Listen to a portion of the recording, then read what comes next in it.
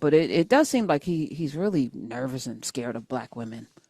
Or maybe just any women. Maybe just people. If it's a woman without knee pads, he's concerned. We're ready. We're prepared. Do not give in to fear. We are fearless. This is not the time to be afraid. This is a time to stand up and fight back and to resist any temptation for them to divide us. We're in this together. The rule of law is on our side. We will not give in, not give up. We will not capitulate. We will not bow. We will not bend. We will survive.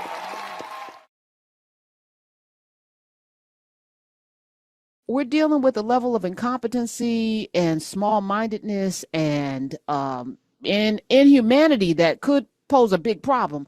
But part of that inhumanity is not a consideration for other people and how these actions will play out. And that's going to backfire. And it's going to backfire in a way that they can't even comprehend. So I'm actually optimistic, wildly optimistic. At the same time, I'm very sober and mindful about what we're in right now. We are literally in something that and it's not quite like the Nazis, but it's very similar. It's not quite like the Nazis, but it's very similar. Where it's not similar is in us.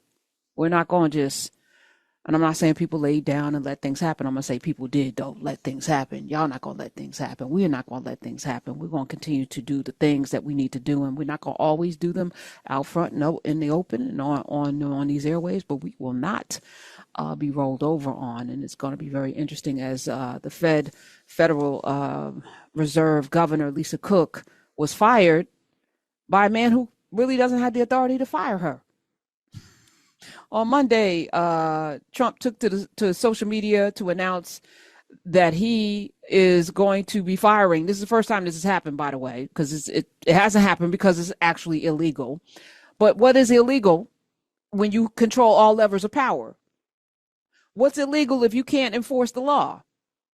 He said, "You are hereby removed from your position on the Board of Governors of the Federal Reserve effective immediately," he wrote in a post on his social media network that nobody's on but him, adding allegations that call into question, this is a quote, "call into question your competence and trustworthiness as a financial regulator." He's accusing her of mortgage fraud. That sounds very familiar. The same charge against Letitia James, very familiar. Same charge against Marilyn Mosby. It seems to be the go-to for black women that we can't own homes and apparently is a problem. You're going to try to find fraud while you went bankrupt 6 times, sir, while you have destroyed businesses across the country, across the globe, and you're doing the same thing to the federal government in just 8 months. You're the one with the problematic issue, and you don't have any verification for this. No factual information that this woman has actually done the thing that you're accusing her of.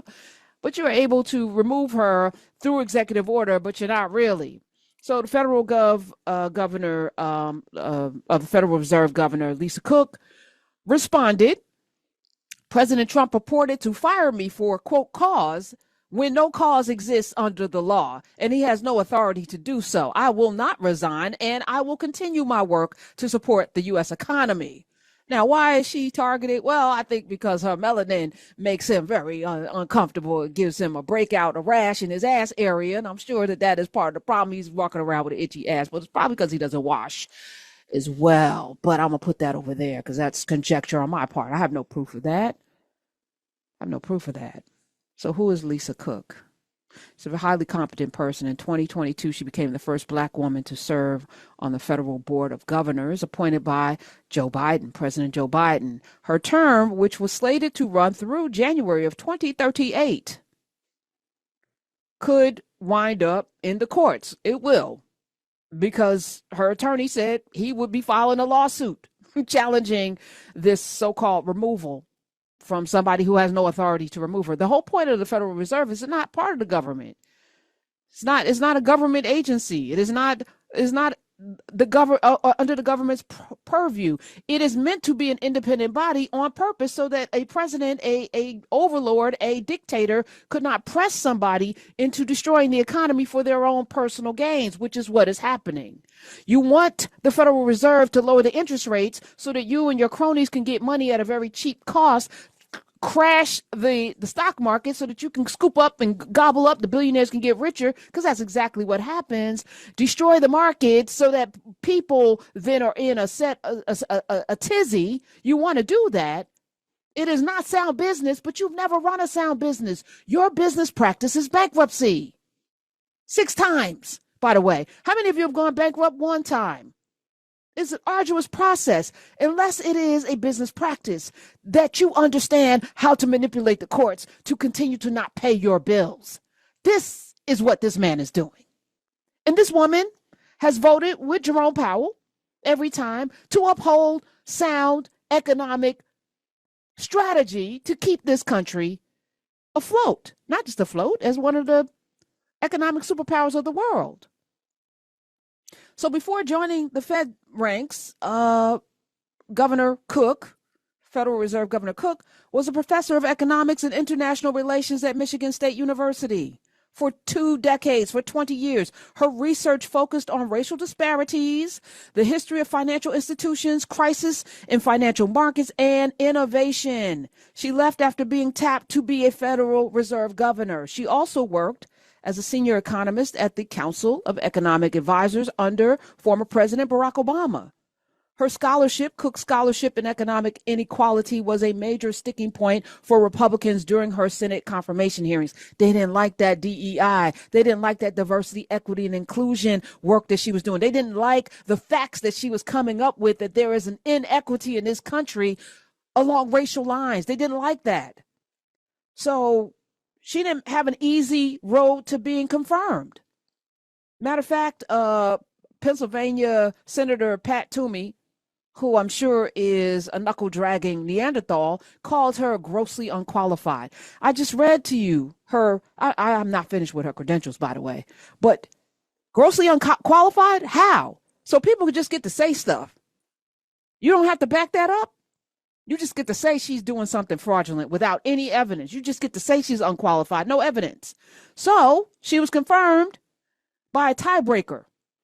Vice President Kamala Harris cast the deciding vote. During her time as the Federal Reserve governor, she gave speeches on economic implications of artificial intelligence and, of course, voted with Federal Chair Jerome Powell on policy moves, including the 2022 Fed hike rates when they hiked the rates aggressively.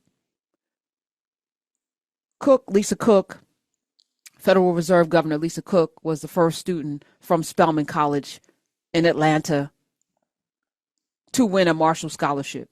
She earned a second bachelor's degree from Oxford University as a Marshall Scholar, and she has a PhD in economics from the University of California, Berkeley. She's not qualified?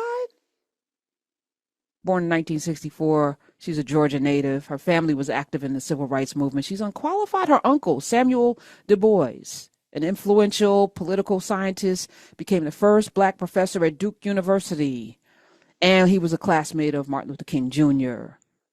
Lisa Cook was the first student, as I mentioned, from Spelman to get this scholarship. And she and Ann Gifty Agyeman, a writer and activist, wrote an opinion article in the New York Times, which you all can read. We should not tweet it out. We'll put it out on Blue Sky, and we'll put it out in Nubia, on the challenges faced by Black women in economics.